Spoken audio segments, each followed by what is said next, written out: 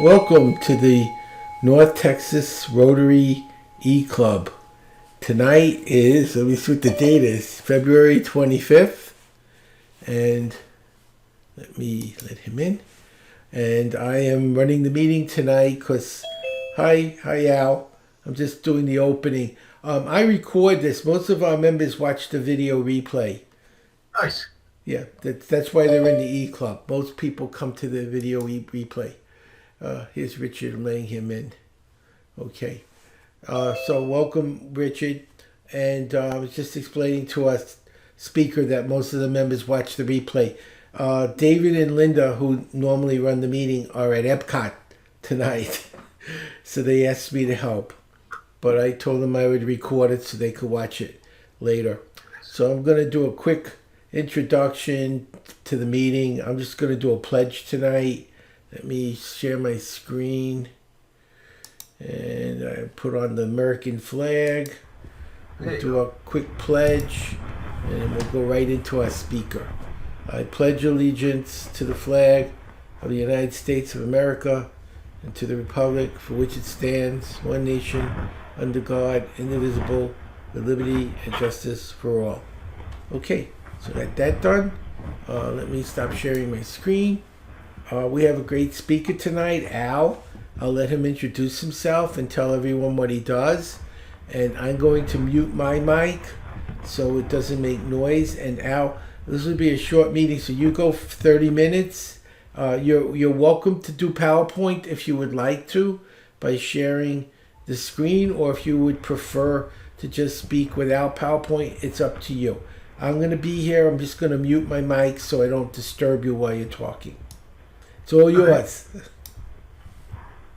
I do want to share a PowerPoint. I'm having a little technical challenge as far as flip-flopping between my screen. I think it'll just take me a moment to... If you go to the bottom of the screen, if you hover, there's a thing that says share screen, in the middle. If you click on that, it should allow you to share your screen. And then pick the PowerPoint option. Exactly. What I want to... Okay. A teeny bit of a hiccup with, and I'm not quite sure why. Okay.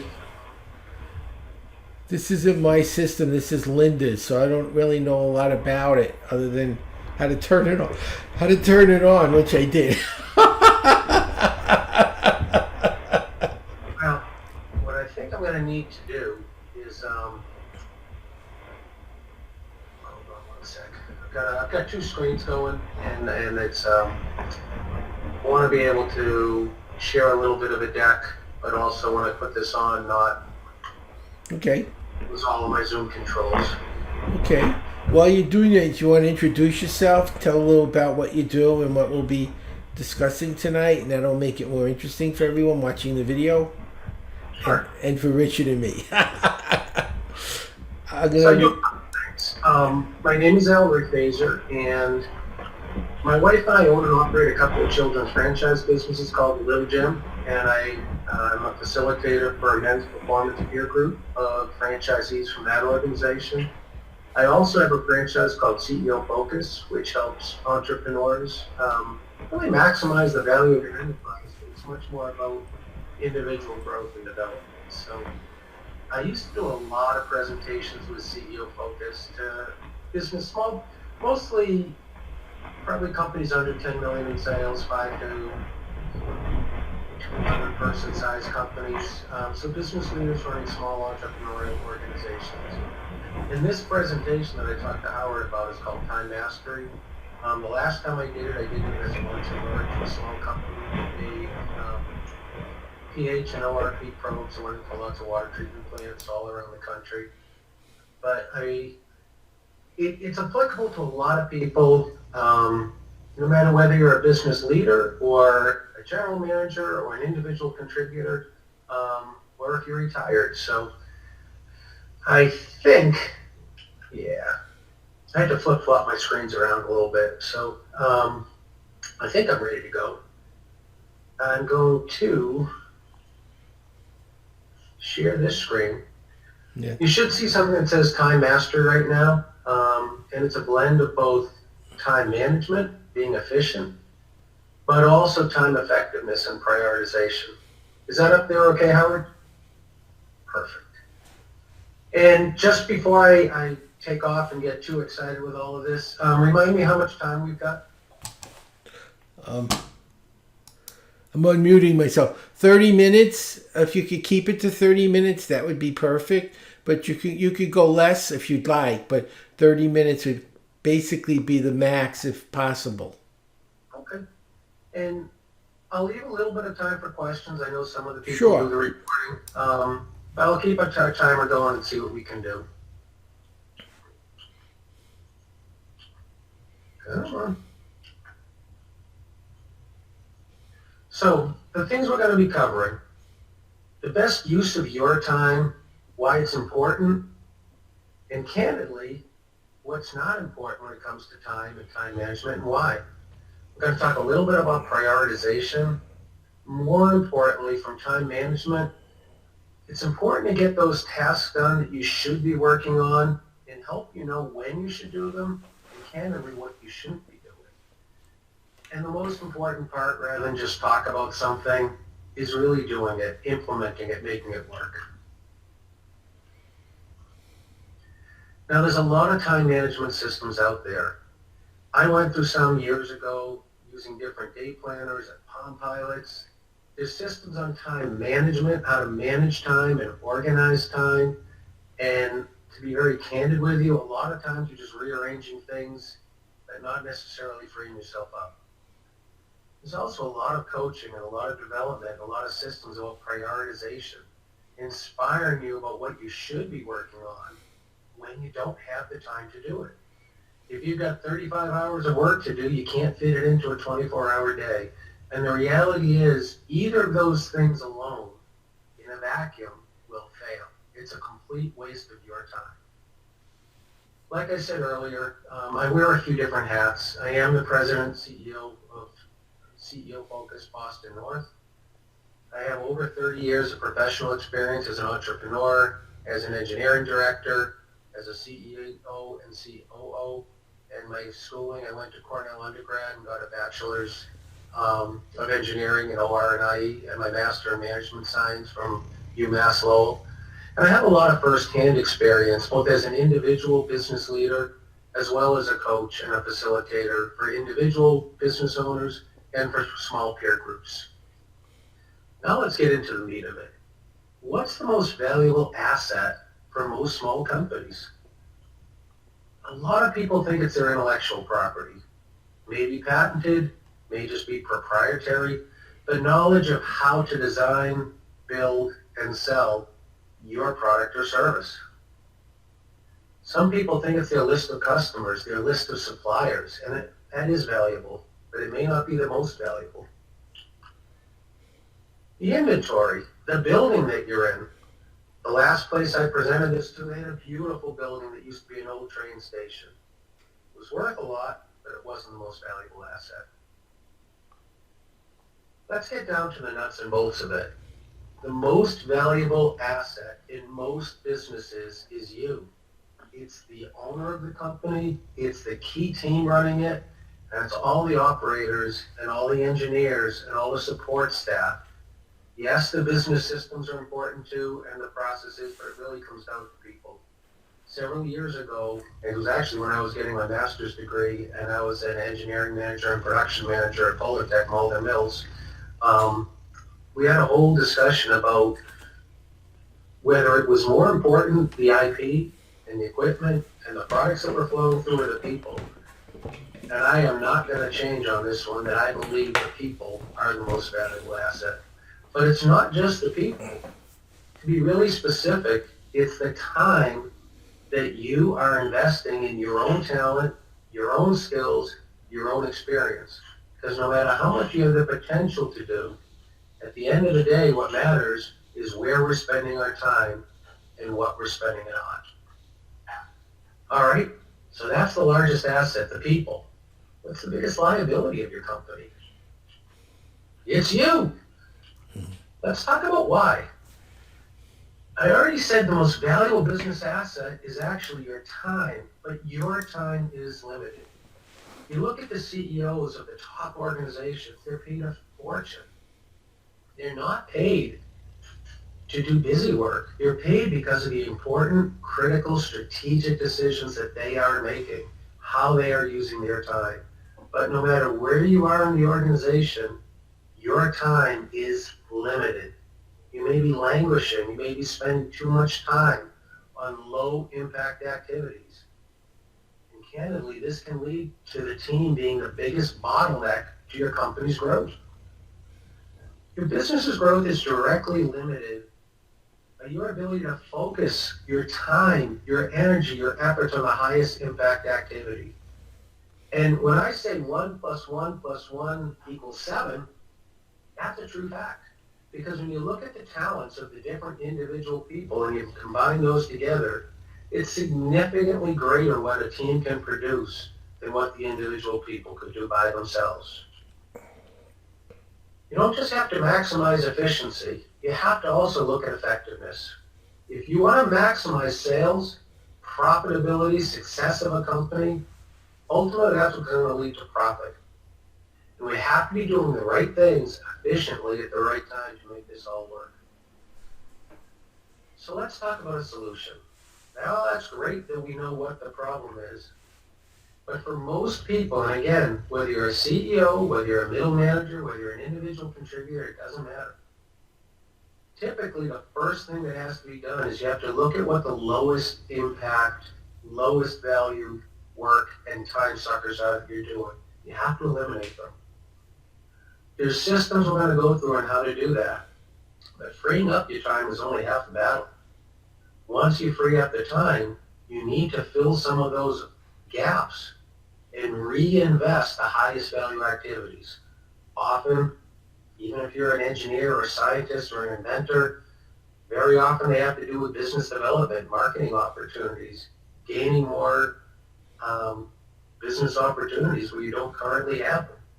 But getting the right things done at the right time is ultimately going to be the key to your success.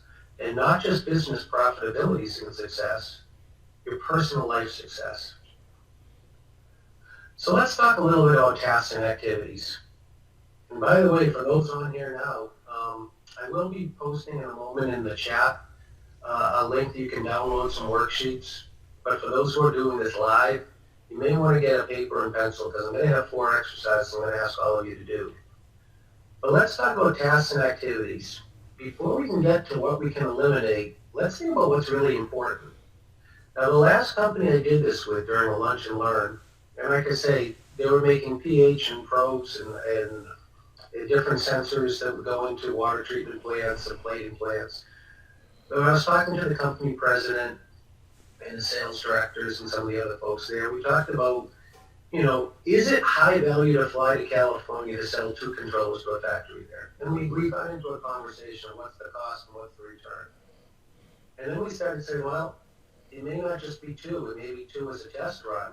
But what if they buy 200 and they reorder every 30 days? Very different decision.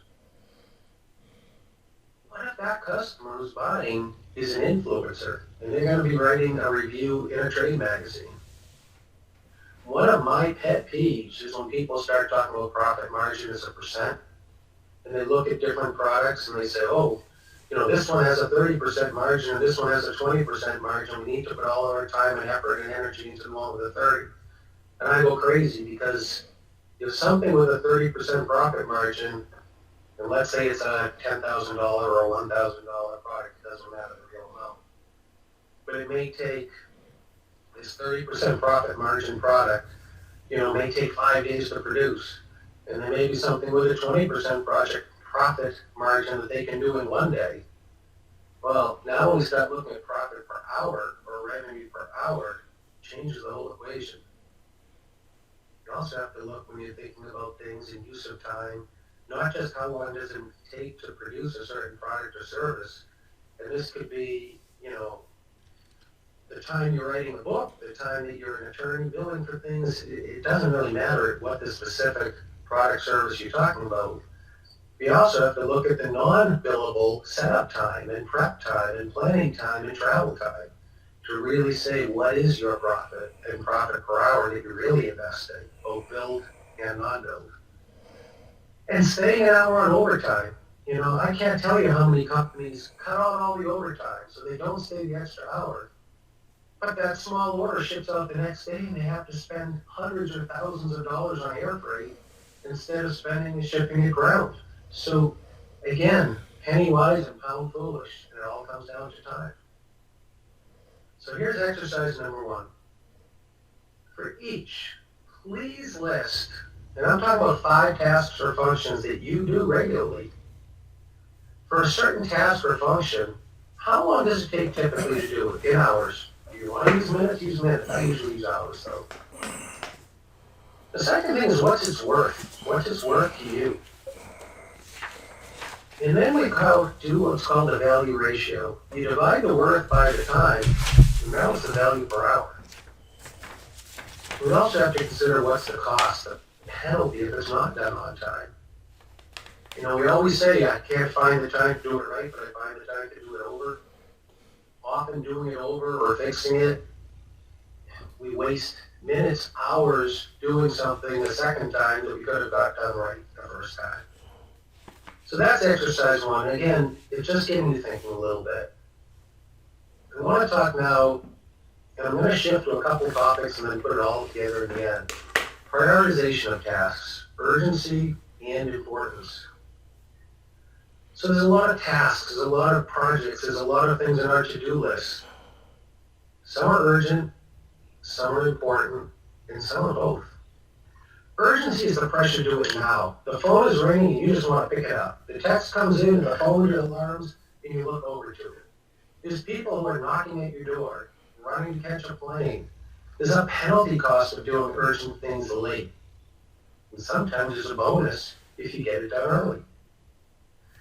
Everything on your to-do list, you can assign a number to for how urgent it is. And likewise, how important is it? What's the value of doing it right? What's the penalty of not doing it right? What's the impact on your customers, your team morale, your business's overall success? Certain things, if you put out a failure that could have PR and marketing and reputation, incredible damage. It's important to put in safeguards to prevent those. So for every task, whether it's testing a product before you ship it, whether it's putting out a new advertisement and checking your copy so you don't have the wrong phone number in it, whether it's answering a phone that rings and it may be someone trying to sell you computer services from overseas and telling you that your computers, doesn't matter. But everything has an urgency and has an importance. And here's the first takeaway I'm going to suggest you do, and just think about. And I've shared this with a lot of people I've worked with, and people who have worked for me, and people I've worked for. But give a scale, 1 to 5 on urgency for everything on your to-do list. 1 is low, 5 is high. And give a scale of 1 to 5 for importance. Again, 1 is low and 5 is high. And you multiply those two numbers, and you get a product is somewhere between 1 and 25. Now, I gotta be open with you, it's not a perfect system, but it's pretty darn good. And most of the time, if you take your to-do list, you take your task list, you take your projects and your emails and your phone calls and all the other things that are piled up, and you put those in order using this system, in general, the things with those high numbers, the 18s, 20s, 22s, you do those first, you do the low numbers second, and you're going to be more successful. It's a way to help focus to really make sure the important things get addressed. I'm not going to spend time and ask you right now to write down 3 things you do regularly because of your high urgency, grabbing that phone, dealing with the person who's knocking at your door. But some of those have very low importance. And we have things with low urgency, and they're often the things we don't like. It may be doing your QuickBooks. It may be checking up on your marketing campaigns on AdWords. It may be, proofing that book that you're trying to write and going through all the notes from the copywriters or editors. Things that may not have high urgency, but they have high importance. Next concept, can I control it? And is it important? Bottom line, give up chasing windmills are great opportunities you have little chance of getting. Nothing drives me crazier than the sales reps and business development people who are so excited about trying to land this huge client that they have no chance of getting. And stop complaining about the things that are outside of your control. One sign I once started dying locally. Getting angry is like drinking poison and expecting the other person to die. It doesn't happen. Stop spending your time and your energy on trivial things that aren't important. And I like this little picture because it's visual and it sends a message. There are things that are very, very important that you can't control. And there's a lot you can control, but not all that much of it is all that important. If you can find that place in the middle that are both important and that you can control, that's your sweet spot. That's where you want to be spending your time and your energy. Exercise 3. Write down 3 things that are in each section of that diagram. Important things that unfortunately you can't control. And for those of you in Texas, you talk about things out of your control with the weather and the broken pipes and these catastrophic things that you can't control. And there's other things that are critically important that you can't control, but some that you can control. And also trivial things you can control, but you gotta stay in this area. And again, it's a way of helping stay focused. When things come in, whether it's an email, paper mail, through snail mail, our project is on your to-do list, all kinds of ways we get things that can keep us busy. But there's 4 things, and I learned this many years ago, and I stick by it today. Do it, dump it, delay it, delegate it. Do it now. 20% of the things that come in, you can address them quickly. You don't need to postpone them. You don't need to delegate them. You don't need to procrastinate. Get it done. Whether it's paying a bill, whether it's addressing an issue or a concern or a complaint. If you can do it quickly and efficiently and effectively, you have the time right now, get it out of the way. Probably 20% of the things that come to you. Dump it. That may be 20% too. Rip it up, throw it away, never look at it or think about it again. Delay it. Don't just procrastinate and put it in that big pile in the corner of your desk, but schedule it to get done at 3 o'clock this afternoon or 2 o'clock on Friday. And delegate it. It's important, but someone else is going to get it done, and that's okay. So do it. Those are the things that are high value, they're quick tasks. Candidly, it's wrong to get distracted with the little value things, but it's right to do the important things and do them timely. Dump it. Dump it quickly. Move on. Avoid distractions. Avoid the pop-ups of social media or low-value time wasters when you're on the computer and you see something and you drift off and you're wasting time. Delay it. Again, if it's high value, pick a specific time. Don't just procrastinate. And delegating is huge. And a lot of times people say, I can't delegate this task, I have no one to give it to, or I can't delegate that one. The 98.2 workshop I do, we talk about how to take a large, complicated task and decouple it, break it into individual parts. And very often you can delegate a portion of a project to someone, even if not the whole thing, but that's going to free up some of your time too. We'll save that for another day. So exercise 4. You write a few in each category. You think of times when things come in, and we've all done it. We've all been on social media, or you click on something on an email that comes in and it drifts us off to a time sucker. But what can come in that we can just do now and feel proud of it? What should we just throw out? How can we be better at specifically picking a time to delay things to? And delegate. So now I'm going to get to the bulk of what, candidly, I think Howard asked me to talk about, is a system, the time mastery system that puts all these concepts together. There's 7 steps to make it work. And I will share a handout, which goes into a lot more details about these, but the time tracking is usually step 1. When I'm dealing with someone who's overwhelmed, overworked, they have too much going on, a lot of times taking 2 or 3 days and breaking down the use of time is a good first step to know what we're dealing with.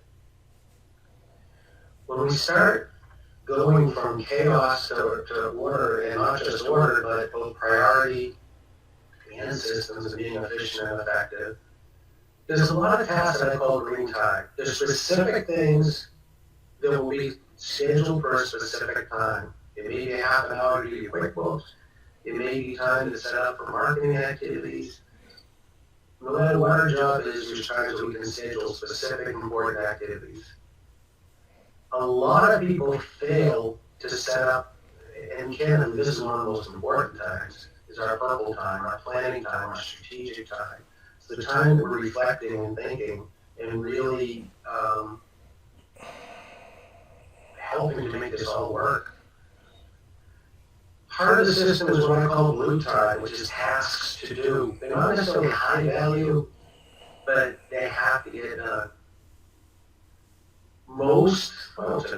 Many business leaders, they're burning the candle at both ends, they run around working crazy hours at a crazy pace, and they don't have the time to be human, the time to go to the gym, the time to go out on date night with their spouse.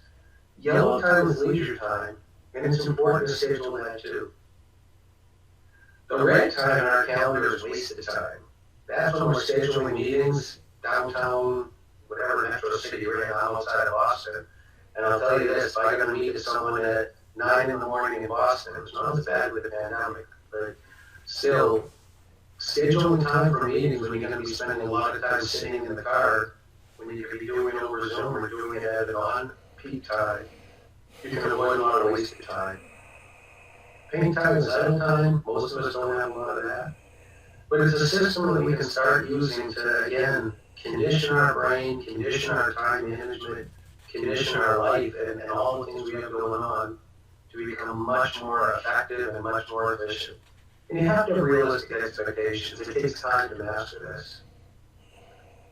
The planning time, I referred earlier as the purple time, it is clearly the most important of all of the things. And the more successful you can be, you're going to have a larger portion of time you're scheduling key tasks and time for planning and thinking and reflecting. At the same token, we want to minimize the red and pink, the idle time, the wasted time. And the family time is key. I had one business owner, I'll never forget this, very successful. We were in a meeting with a bunch of other CEOs, presidents, and he was complaining that, several people who worked for him had more vacation time than him. And I looked at him and I said, Steve, why don't you just schedule the first week in each quarter, every 13 weeks to take a week off, whether it's a staycation at home, or whether you're going to go down the Cape, but take that week for yourself. You've earned it. You deserve it. And he ended up doing that. He was much more successful and much more happy. Personal time is important, and not just the vacations after burning yourself out week after week. The use of time, and I'm not necessarily going to open this up now to everyone who's here, because I know a lot of you are live, are recorded. But you think about the fact that when a key employee quits, or if they're on vacation or injured, how much time do you spend doing their tasks? And how much time would we need to invest to have a great process to recruit, hire, and train a replacement? Some companies are fantastic at using technology, so instead of necessarily having to have, the same person, give the spiel on their department over and over, they record it. These interactive systems where you can have a trainee learn the highlights, the bullets, the important parts of a product, service, department, and then spend time asking questions with some of the business leaders. When you're meeting with customers or suppliers or colleagues, some people do a great job of planning. They're very organized. They know what they're going in for an objective. They keep great notes of what would happen. They know what they need to do when they get back together the next time. Others waste a lot of time. And in the end, time is key. You can use technology. You can schedule follow-ups with your delegates. Make sure, help people to do the things that they promised to do, that they committed to do, and it takes time. lot of times taking a large project and breaking it into milestones. I'm a big fan of 13 weeks, a quarter of a year, setting objectives that are SMART goals, specific, measurable, attainable, relevant. But over the course of 13 weeks, measuring the progress towards those goals.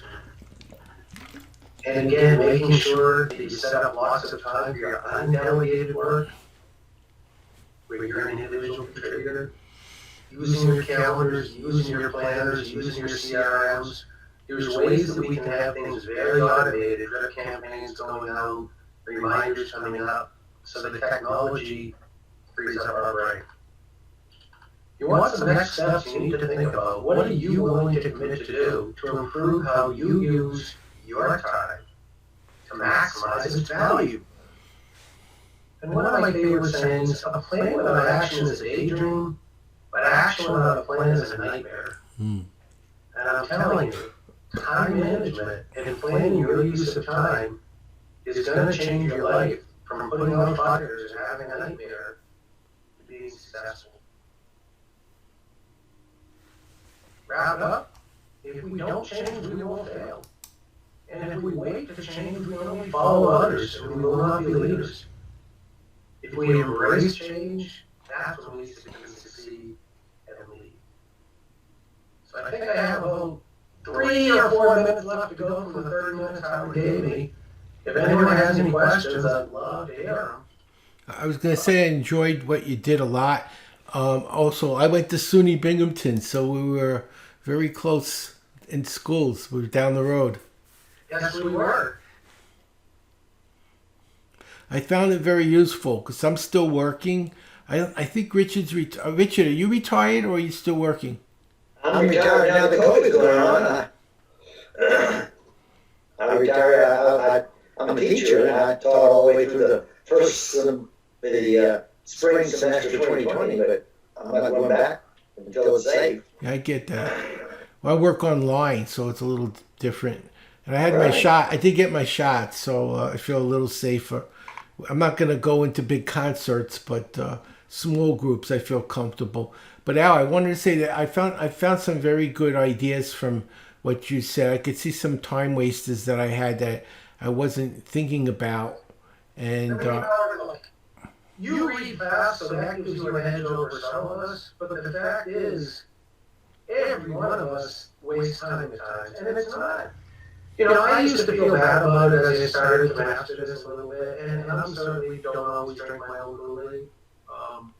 But I find that probably the biggest thing is taking the time to reflect back and plan and be organized, because when you're busy and when you got a lot on your plate, that's the time you need to do this the most, and when it's most tempting to just try to put out fires or deal with the noise that's right in front of us. And more often than not, when you take that time to step back and reflect,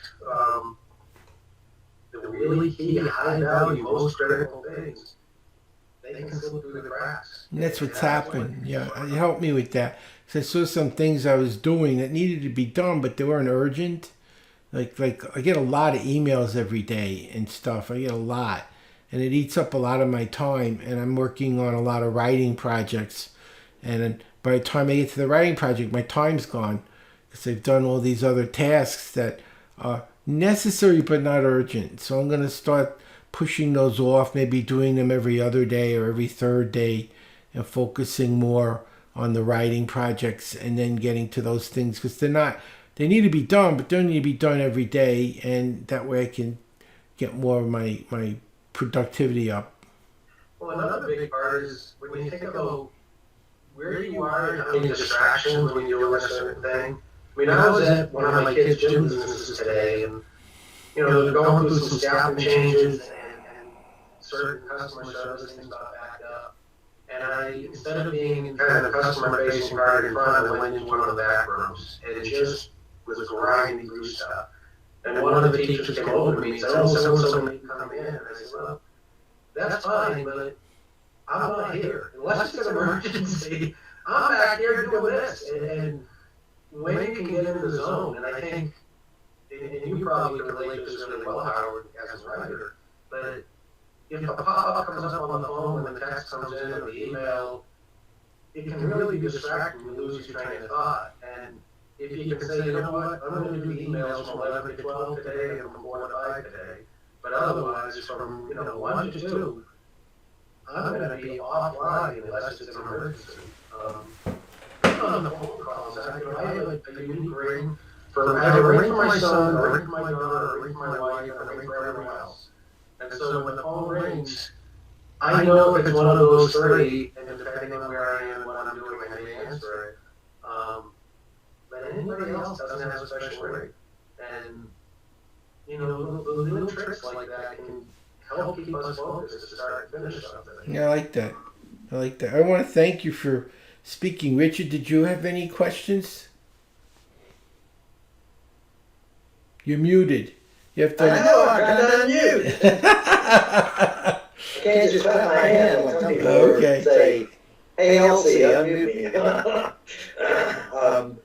No, I like the 4 Ds. Do it, double it, delay or delegate it. I like that. That was interesting. And the other big takeaway is I'm guilty of spending too much time on the trivial.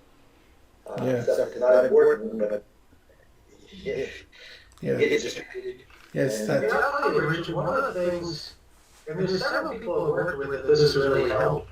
When you start, and I did put a link in the chat that you guys are welcome to click and download. A lot more details of color coding for people's calendars.